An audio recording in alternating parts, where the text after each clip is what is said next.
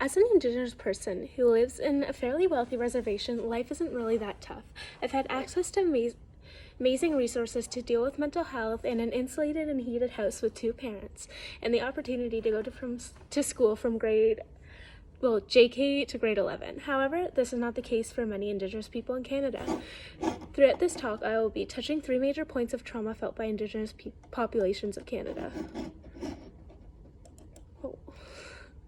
Imagine you're 4 years old, running around, playing in your backyard when you notice a black car pull up. You see somebody get out and make the way to the front door. You don't pay any mind and continue playing.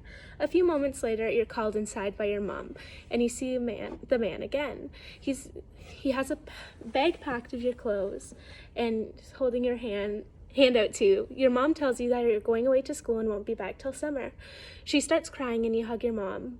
But you get pulled away and the man takes you to his car. As he drives away, you start to cry. You don't understand why you won't see your mom till this summer or if you'll see her again. You arrive at a big building that looks like a church, and you're taken inside and you're stripped clean by the nuns. After this, they take you to a room and where you get your hair cut off and you're given a new name with a whole new identity.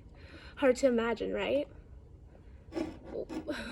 Well, this is sadly reality for a lot of elders of First Nation communities across Canada. These are what the government call residential schools. They were meant to do two things: to remove Indigenous people from their surroundings at home and have them conform to a dominant white culture. In other words, they wanted to kill the Indian but keep the man. These schools were funded by the Canadian government's Department of Indian Affairs by the Catholic churches. These schools were run by priests and nuns that would regularly abuse and mistreat the children that were between the ages of 14 and 16. While attending residential schools, you cannot speak your native language, such as Ojibwe or Mohawk, and if you did, you were punished most times by being brought out in front of the class and beaten with a strap or hit with a ruler. You could not have contact with your siblings that were also attending the school. If you did, you would be punished. If you tried to escape and were found, you would be beaten. In some cases, that you would get beat to death. Residential schools were not a happy place. The parents were told it was.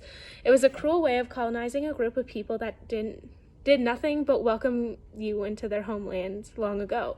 These schools left kids with no understanding of love and culture. They took happy smiling children, and turned them into depressed young adults with way too much trauma to unpack in a lifetime.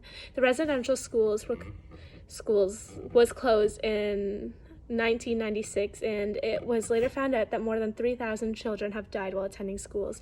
It's not even including the miscarriages experienced by many of the girls.